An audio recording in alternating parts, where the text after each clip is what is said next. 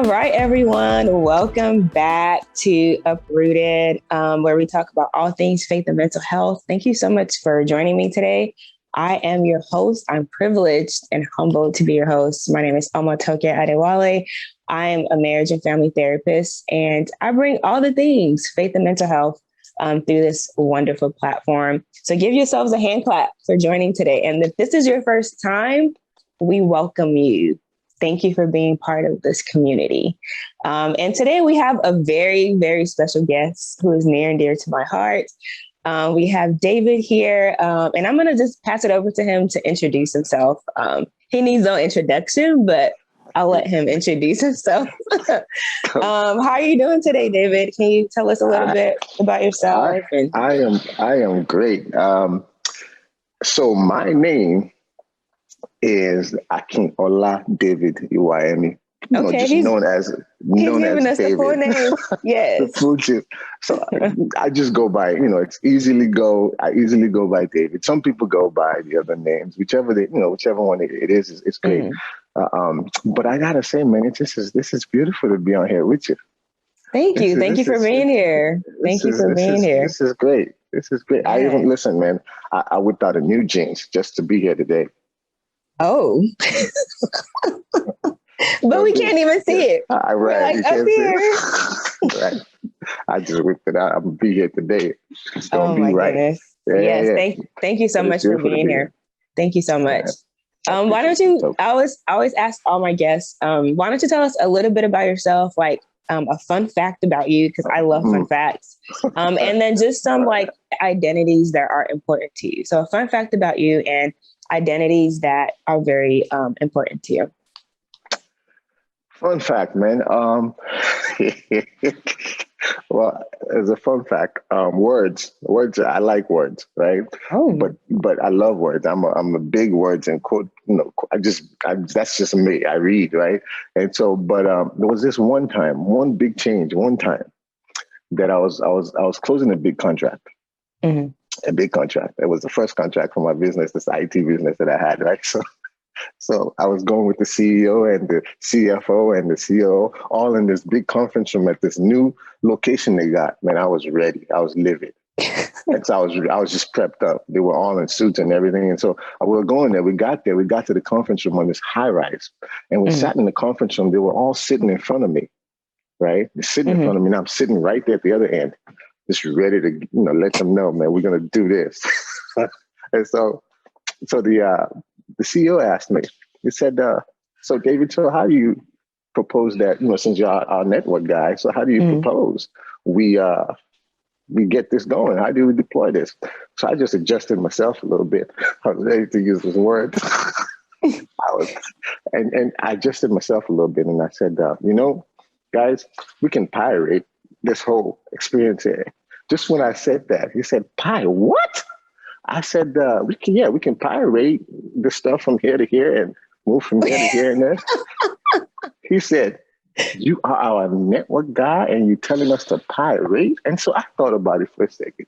I'm like, wait, to myself, what's pirate mean?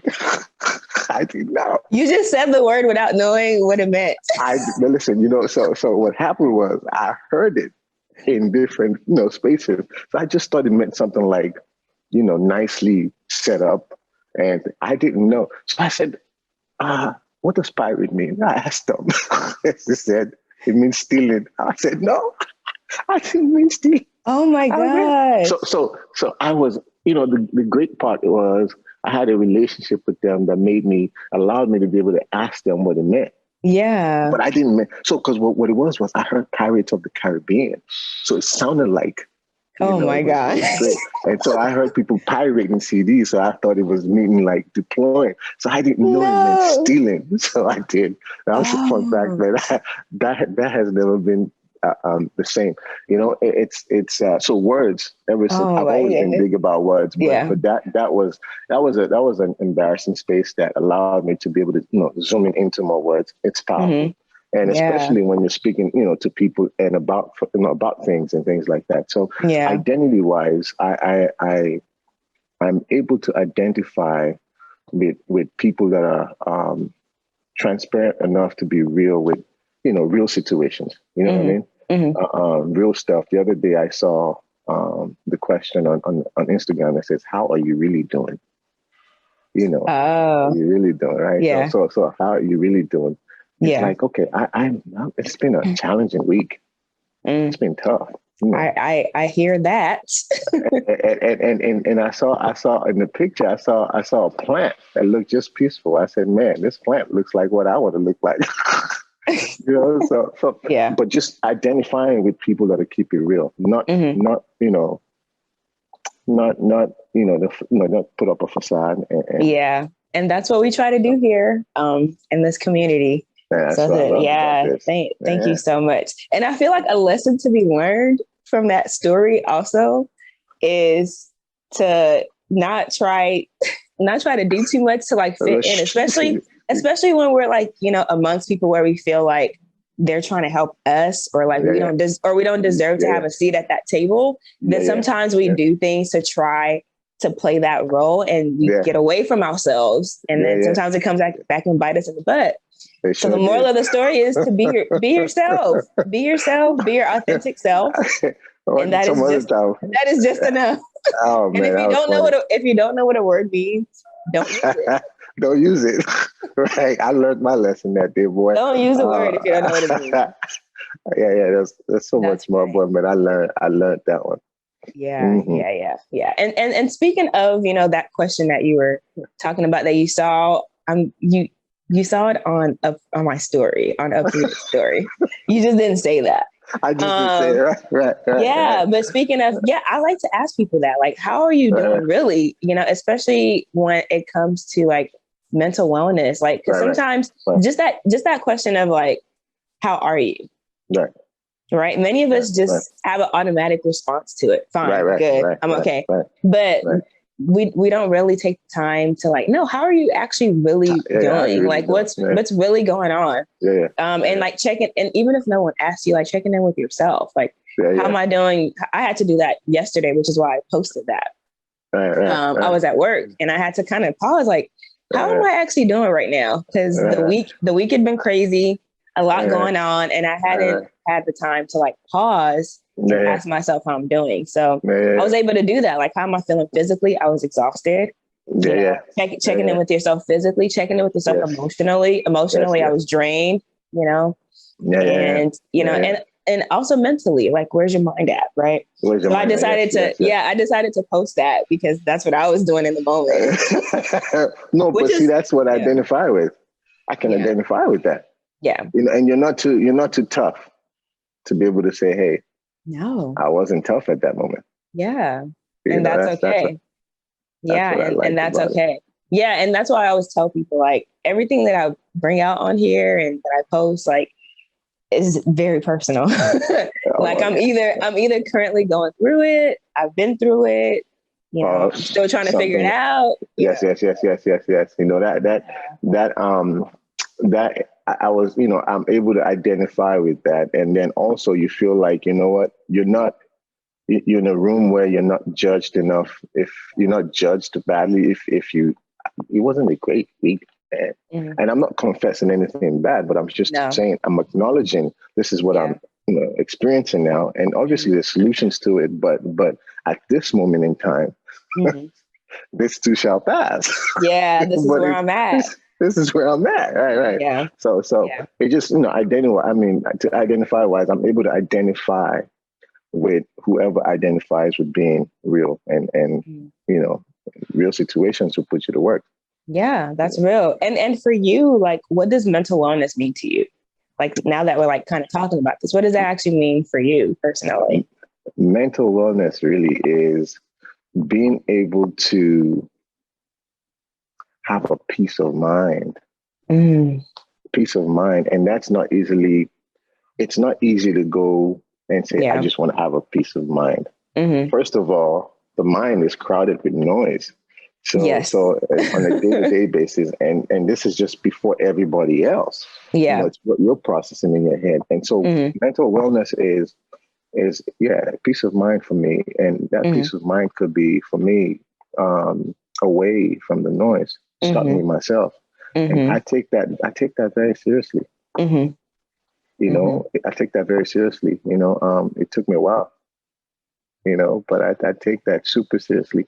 Mental wellness, I think it's a necessity for the just as much as we take food seriously. Mental Yeah. wellness is an absolute, you know, I can't make anybody do anything, but the experience of it will make you want to be in that space. Yeah. I like how you put that peace of mind. And how you said that for you, you've started taking it seriously. So like what's been like your journey like when it comes to mental wellness? Well, what I've done was I've learned to internalize, you know, just peace, right? I get away. Yeah. I could be in a crowd of noise, but I know how to be in a quiet place in a crowd of noise. That's not easy to do. No. You know? So, you know, in other words, everyone is there, but I've learned, and it's taken time to learn to shut those noises off. Not that you don't matter, but I got to be in a good, you know, space mentally, so that way I can help, you know, I can navigate and I can be there for you. And so, and many times I've checked out into a remote place. Wow. And I do that. And actually this month I was going to go and do that for about 3 days and just check out. And I wouldn't have my phone with me. I've done that several times where I, you know, I don't take my phone with me. And I was funny, we're talking about this. I was listening to something the other day, and this young lady, she's great. And she said she was going on a date. It was a date night for her, right? And on her way out, the guy, her date, says, you know what? We're going on this date. Can we leave our phone at home? And it was kind of like, Does she know him? Does she know him well? No, she knows. Leave him. her phone at home. Let's leave our phones at home because it's about. It's okay, about because us. I'm sure I'm not the only one that has that reaction. No. I had that reaction. Somebody's taking you on a date and they want you to leave your phone at home. Yeah. Leave your phone and his phone. Both of your phone. Okay. So so we can focus on us. And saying that to say, part of the noise is what we bring with us sometimes. You know, the things that you might bring with you. So for me, I don't take it with me, or I turn it off. Right. I have minimal. It's like a journey into silence, and I just stay there. I stay there, and that helps because there's nothing you're trying to do ahead that's going to get past ahead if you don't, you know, quiet yourself a little bit.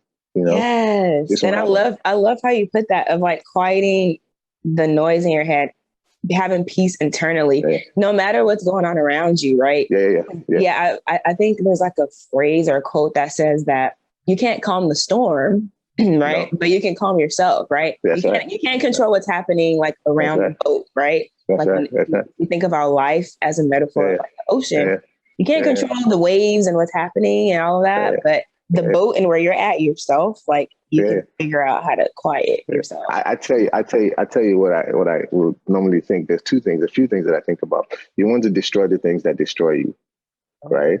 Yeah. And then obviously you also want in that space of quiet, right? You want things or people around you that hears you when you didn't say a word. That space, right? So when you didn't say a word, you know what I mean? Yeah. So in that quiet space or in that crowded space, there are people that hear you when you didn't say a word. It starts with you. You know, when you're there and then you're in touch with you, doesn't mean you're selfish to everybody, but you're trying to be for who you're supposed to be for by, you know, creating that space. So, you know, that's what that checking out means. And I'm very particular about it, you know, and I keep around me people, old or young, it doesn't matter, that will also, you know, navigate themselves almost the same way, or I can feed off of, you know what I mean? Obviously, like Uprooted, you know, that's one of those places where we do. And oh my gosh. And I feel like you're also speaking to self-care. Yeah, self-care. Like you're speaking to like, because you said earlier how, you know, if I need to like get away or if I need, you know, that internal peace, it doesn't mean that other people don't matter around me. No. But I kind of have to take care of myself, you know, before I'm able to like, I can't give what I'm not giving to myself. I can't give right? I don't got, And can you say more about that from like a male's perspective? Because the reason I'm saying this is because I feel like when we talk about self-care and just the mental health field and mental wellness, it's very catered to women. And I'm just going to be honest about that. Everyone knows that I'm a therapist. So, and I see this every day. I see this on social media. Most of the people that talk about mental health are women. There's nothing wrong with that. But rarely do we get like a male's perspective on mental wellness, on self-care, and what that actually means coming from a man's perspective. So can you like say a little bit more about that? Well, you know, the thing for men is, it's more about ego, right? Ego. Our ego does not allow us to think that we need self-care. We think self-care is just on the outwards, or at the most the gym. You know, being around those that resonate with us trying to be macho. You know, you don't walk up to, how do you walk up to a lion to ask if it's okay? You don't know. For some people, so that's why, we're talking about earlier, that's why you want people around you that hears you when you didn't say anything. You know what I mean? And which is, I tell you, for one, for men, self-care is absolutely okay. You don't find too many men that have and nowadays you're starting to have the broskies, like super with themselves. That circle, and that community. That circle, but it's taken a while to get to that point, right? I have a friend that I recently met. Nobody would ever know that I just recently met this particular gentleman, right? Because I was able to resonate. You find certain things to make them believe that it's okay as a man. It's okay to be vulnerable for sometimes. Say it again. Not in everything. Say it again. Say it again. It's okay. It's okay to be vulnerable. And vulnerable doesn't mean you're weak. Yes. You know what I mean? It doesn't mean you're weak. It doesn't mean, I like to, for example, I like to go to the gym. Motivation for me is, I can be self-motivated, but it feels good to be able to have a bro or whoever sits there. That's self-care. And being able to talk sincerely about, I have a few people like that. The other day, we were talking about my brother, one of my bros. He calls me and we chop it up about real situation. Yeah, that's important. My wife just cursed me out. It was a real situation we had. Yeah. You see what I'm saying? Everybody sees me dancing on the whatever it is with the wife. They don't know if she just slapped me before I got up here. I hope not. No, but these are real situations. So self-care is being able to have. It's okay to have that, bro. Yeah, I actually was going through this. I actually need this, and it's okay to feel like, man, I appreciate you, sir. I appreciate you, dude. And but it's gotten better now than before. To be able to be in that space, most guys would always buy what they want and beg for what they need. And so that was good. That was good. Yeah. And that's true. What it is you put the facade on outside. Yeah. Inside with yourself, you're begging for what you need. And I heard someone say it a few weeks ago, and they put it in a better term, that I actually really appreciate. They called it trauma bond. Yeah, that's a deep topic, right? You see what I'm saying? Yeah, right. Trauma bonds are real. Yeah, it's real. Yeah. And so I've made it a point that some of my guys, friends or brothers, I made it a point to where words around them makes them feel like it's okay. Words like, man, bro, you good, man. Are we good? Are we chilling? Things like that will resonate well with them to apply them to, okay, it's okay to be vulnerable. It's okay to relax. It's okay to go for, even though it's okay to relax and just be you, Yeah, that's so good. And I feel like you're speaking to so many factors of one, that self-care for men, it sounds like it's also internal. Yes, it is. And then also like the community, right? Who they have around them, right? But then sometimes I feel like for some men, maybe because it hasn't been popular or socially accepted to engage in self-care or to be vulnerable, I feel like some men don't feel safe to do it, feel settled, right? So they have to either find that community, like you're saying, or if they have a community, be able to identify that and take that step to say,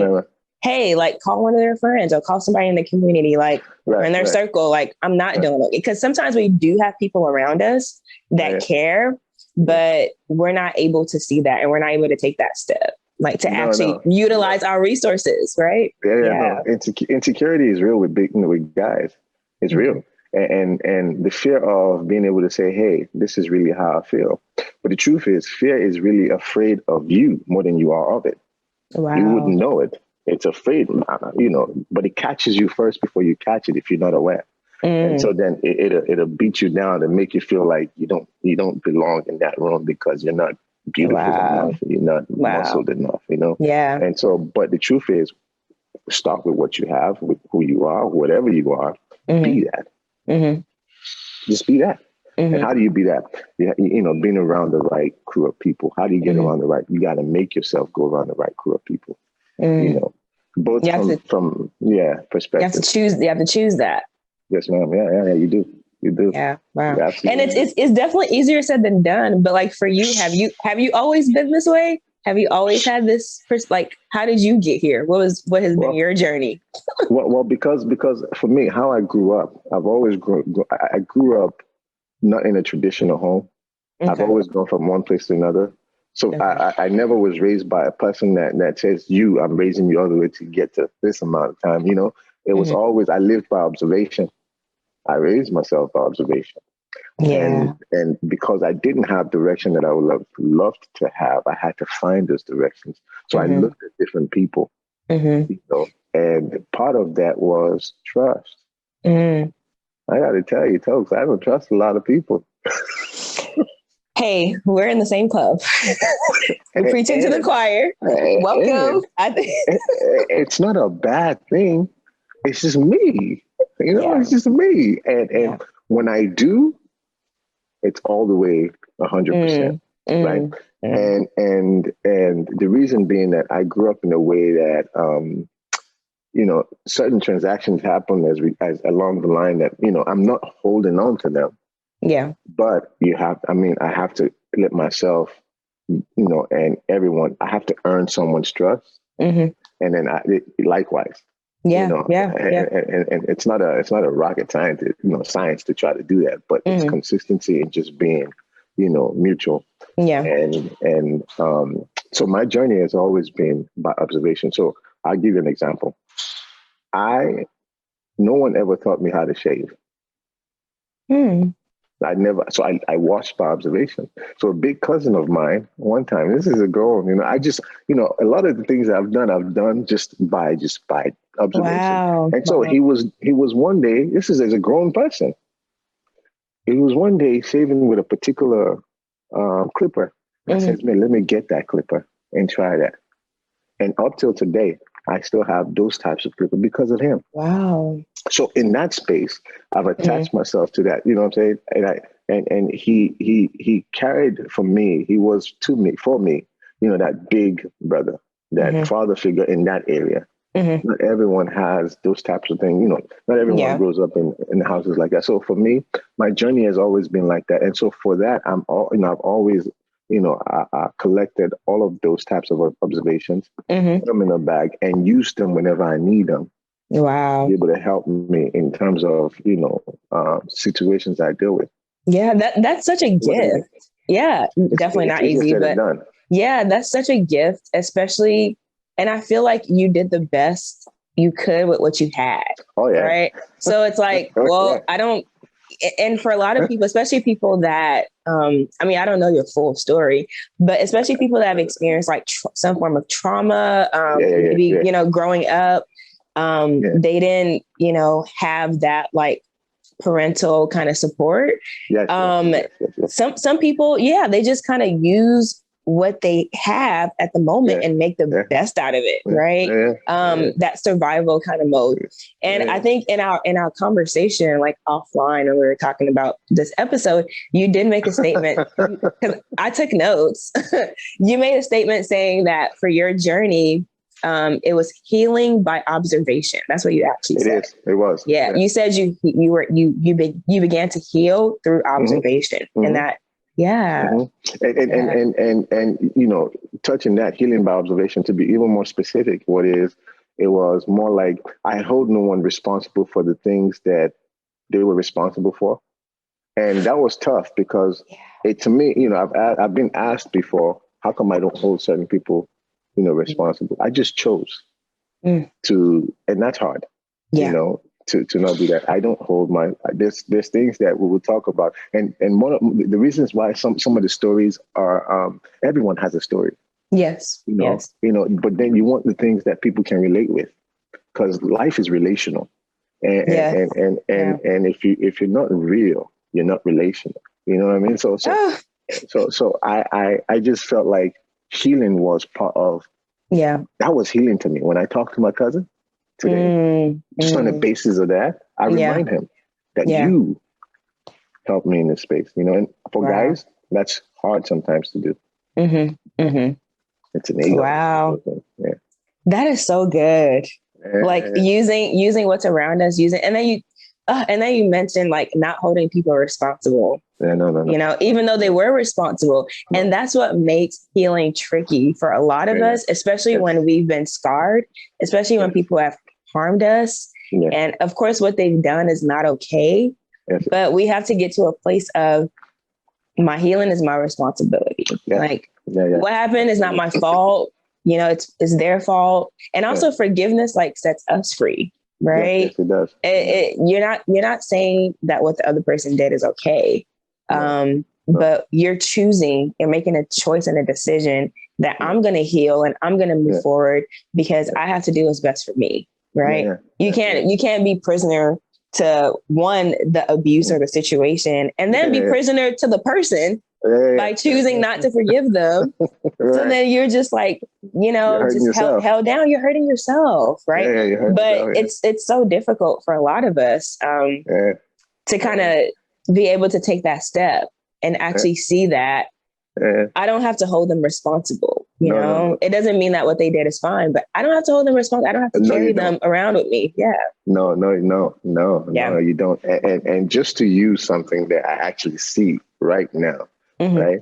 Being strong is being soft enough to hear people sometimes. And it's true. Yeah. That's being strong. You're not weak by being soft. You're actually strong by being, soft and stuff. You just have to know when, Yeah. That's it. Yeah. I love this shirt. It means so much to me. I know it's just it's just a simple shirt. Yeah, I saw it on this lady that I follow that everyone should follow. Her name is Alex L. She's on Instagram and she posted, it was like sometime last year, but she's pretty dope. She's really, really dope. Yeah, that's a beautiful shirt. Yeah. And it really spoke to me, but speaking of like healing and like that process, for a lot of people, faith is kind of tied into that when it comes to forgiveness, when it comes to mental wellness. For some of us, it's really connected to our faith and our relationship with God. And for you, like what role do you think faith plays in mental wellness? All right. So not to shoot anybody down, right? For me, from where we, come from, my part of life, which is obviously Nigeria, right? You almost feel like you're born into your faith. Yeah, that's true. A lot of us. Yeah, we don't even get the opportunity to choose. Yeah. Right. But the truth is, you're born into it, but with no understanding of what you're only doing what you're told to do. Yeah. Right. But not what the particular faith has, influenced you to do. And so for me, I never walked into it that way. I wanted to find out for myself. And when I did, I realized that the relationship factor with the one who I trust, I'm a God-fearing person. I love Jesus Christ. And that was my friend. And what I needed someone that sees what I don't see. Right. And that's how, and so faith played a big role. I mean, like the biggest role for me. Yeah. Because again, what I don't see, he sees. And I'll give it an example. We're talking about not holding people responsible. Just last week, I was talking about the idea of people not holding anyone responsible, right? And I just last week I was reading and I saw it in there. It says, man, there was a time when Jesus himself, right? In the Passover, people were latching onto him, but he never latched onto them because he knew the nature of men. Their hearts were fickle. So him counting on them, he didn't want to have to be offended by what it is that they'll do to him. So for me, faith has always been where I learned the principles of relating or managing the things that I am on a daily basis dealing with. So that faith is, man, I can't tell you. I mean, it's easy. I mean, it's everything for me. Yeah, that's such a great point. And then you mentioned before in our conversation that like you said the biggest parent that I have is God. Yeah, that's it. I kid you not, because that's the only one I knew. You know, I wasn't led like everybody else. They said, oh, I got led by somebody.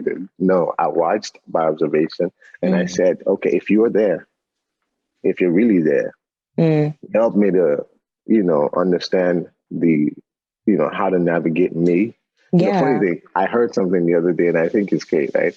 It was a prayer, Tokes. The most amazing prayer that I've heard. Oh. Simple.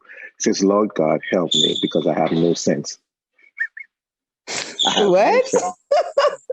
I have no sense? In other words, God help me. Yeah. Because I have no sense. In other words, I can't navigate myself on my own. But see, it's easier said than done for those that don't see it this way. Yeah. That's why it's important for us to be examples of hope. Yes. You know what I mean? Yes. And so for me, I watched different people. I resonated with certain key people that helped me to be able to navigate to that space. And I'm now sitting there with God like, okay, I get it. And we're still, it's a journey, right? It's a work in progress, but that is my plan. Yeah. I mean, I feel like just the intersection of mental wellness and faith, and not just faith in terms of like religion and going to church, like you said, that relational experience with God. Like, I know for me personally, like it has made my faith stronger. Right. And then for my mental wellness, like I can literally go to God, like no matter my emotional state. And I feel like my relationship with God even helps me understand my emotional state even better. So I feel like that's like one of the benefits. It's like God knows our inner workings. Like, I don't want to start preaching, but it's like, we're so intricate. And God, it's like he didn't create us just, you just have this body and then you just navigate life. Like, it is so intentional that, we're physical beings, we're spiritual beings, and then we're emotional beings. And then how do all of those kind of interwork together? Right. And like I said, I feel like it's just very purposeful, and just having that relationship kind of helps you, at least for me, to like understand my emotions better and like where I'm at and what's going on and what I need to, address. And just like you said, like that journey, right? And that journey of healing. Non-judgmental. Because sometimes I'm mad. Sometimes I'm pissed. Sometimes I'm hurt. Sometimes I feel heavy, like I feel confused. Like, what do I do? I feel emotional, Yes. Before I ever understood, I'm sure you understand this, right? You have a credit card or you have authorized users, right? And you can add someone on, they inherit your history or your score, right? And so then as I was thinking about this, I was able to put it to a term. I am an authorized user on his account. Okay, come on. History and score, right? Yes. And so, but we've, but abuse is inevitable if you don't know the meaning of a thing. Yeah.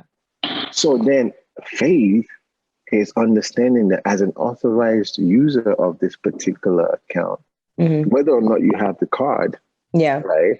He's saying you're enabled to go anywhere and be able to speak politely, right? Walk confidently and say, hey, I I like to have this because I'm coming from this cloth, you know, and it's still a, because you're an authorized user, because you inherited the history, because you inherited the score, doesn't mean you don't do the work.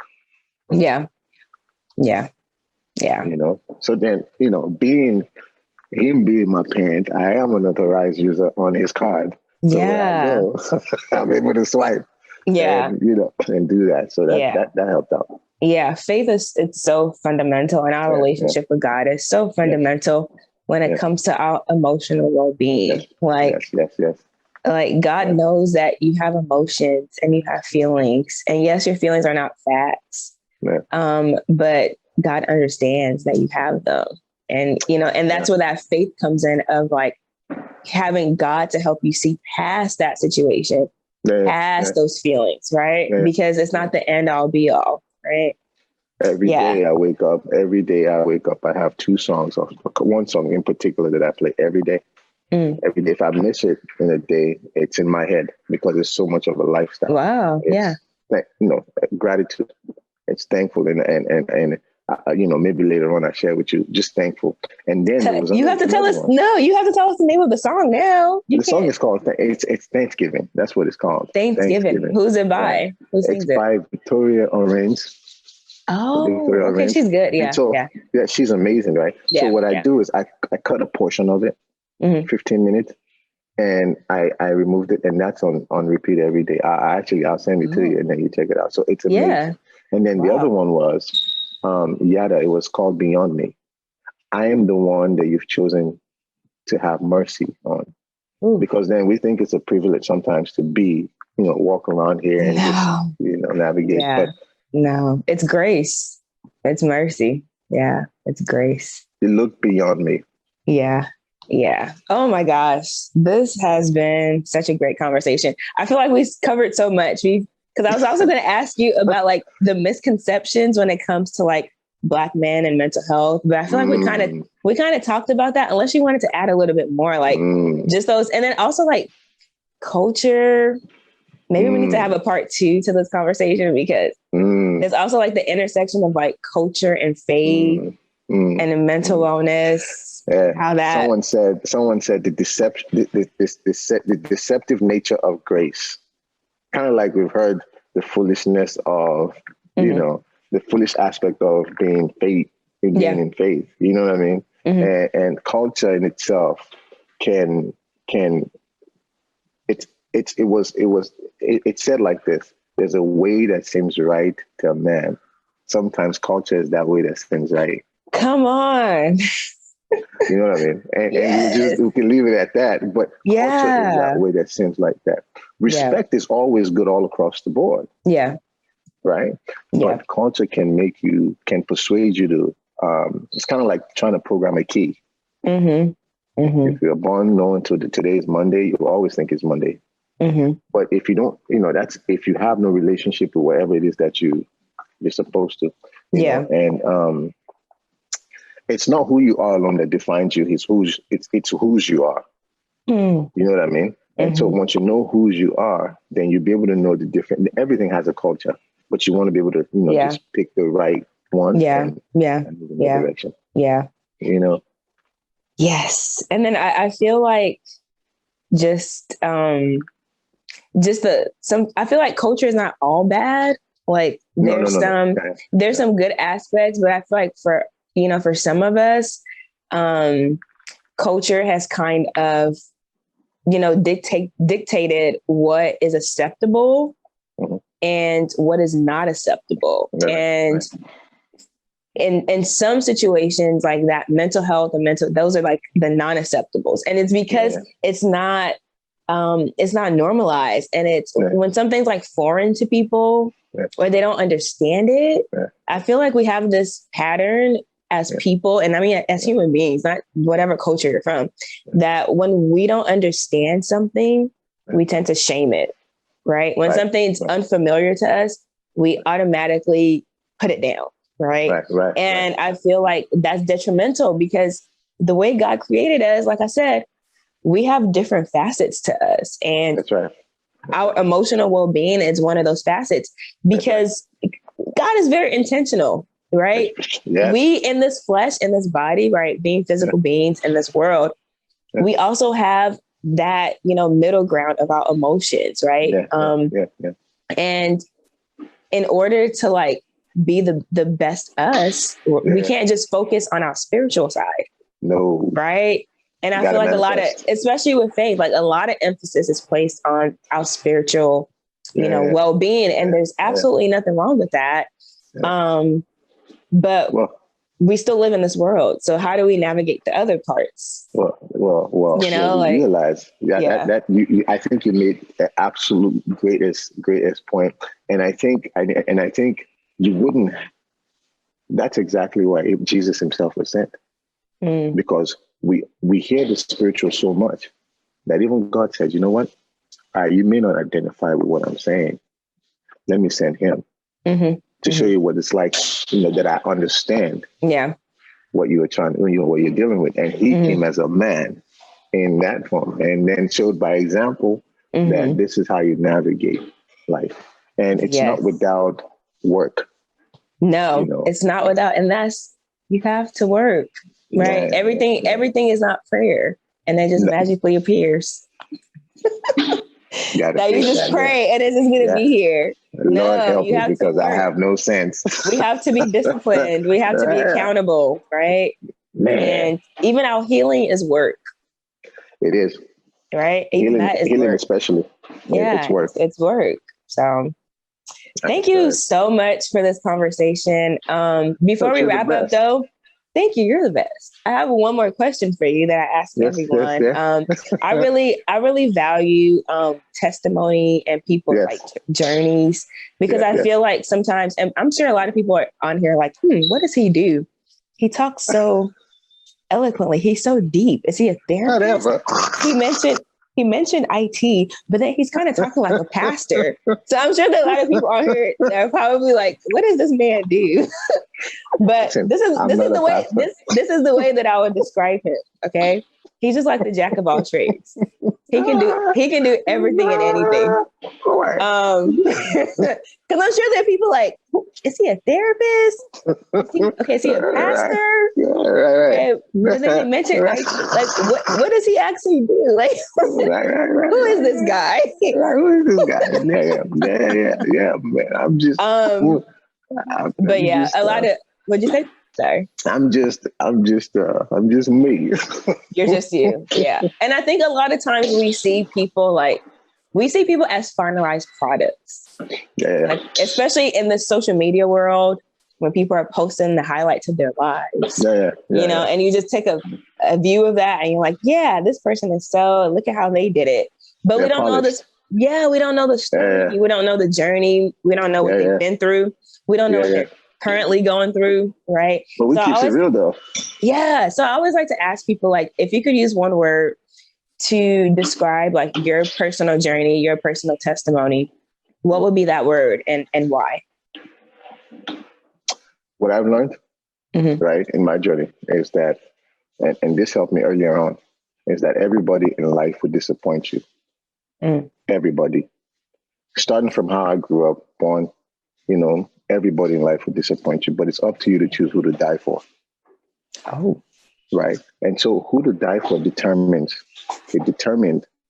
my, ultimate goal. Regardless of what this person do, they can do no wrong in my eyes. I'll never see God as too faithful. I'll see him as the faithful, because I came from him.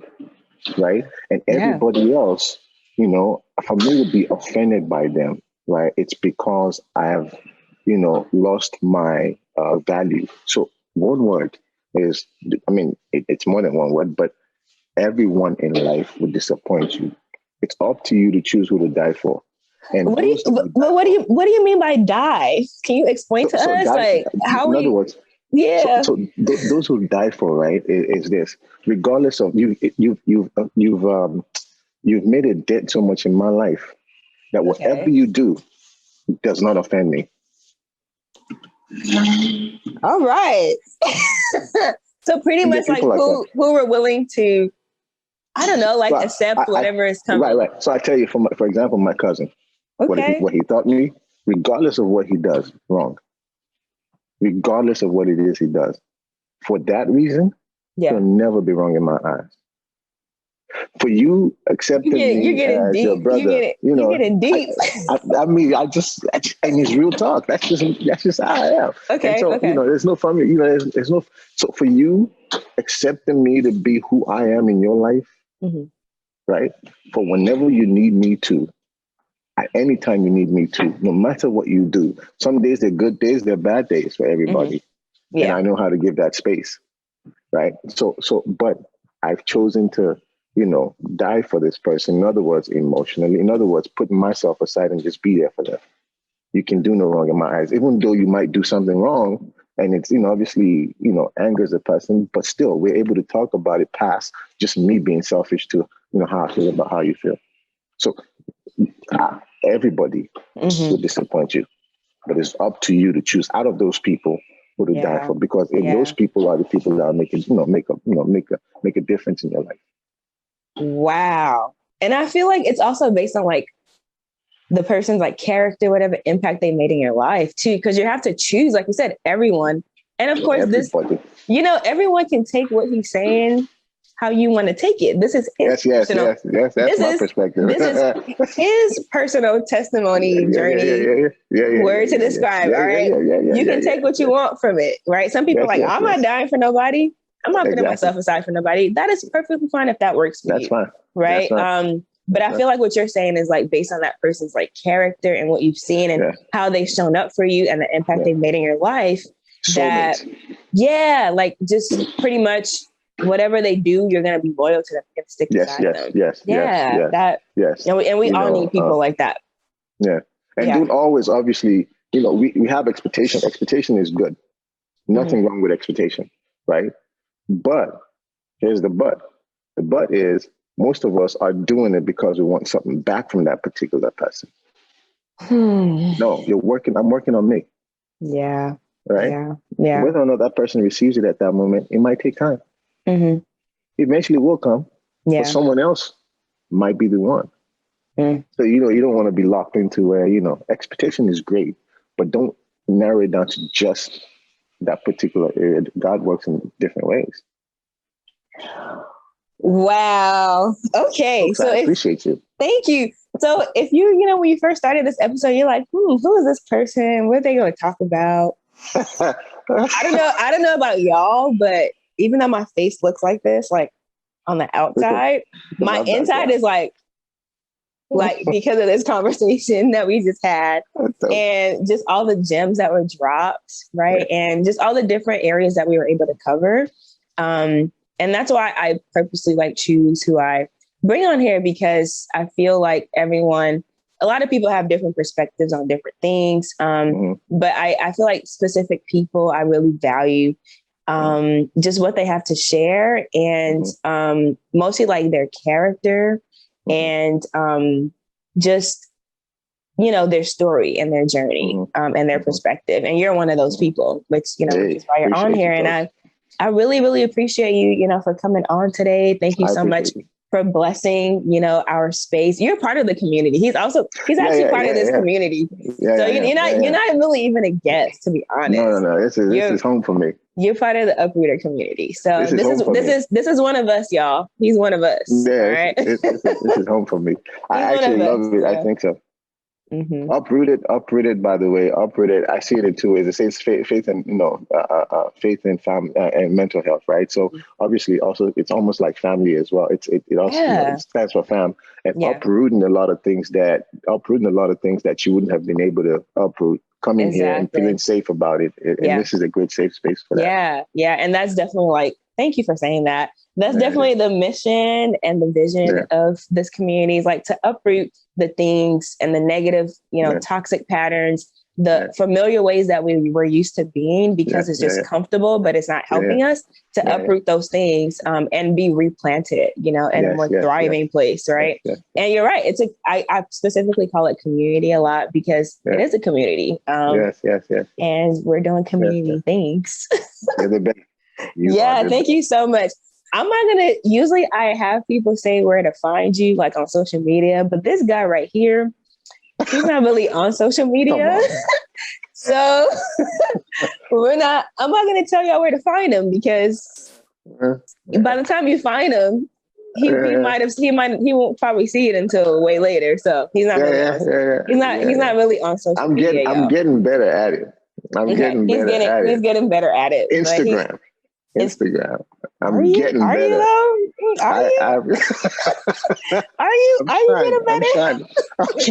I'm trying to get better at it. Right.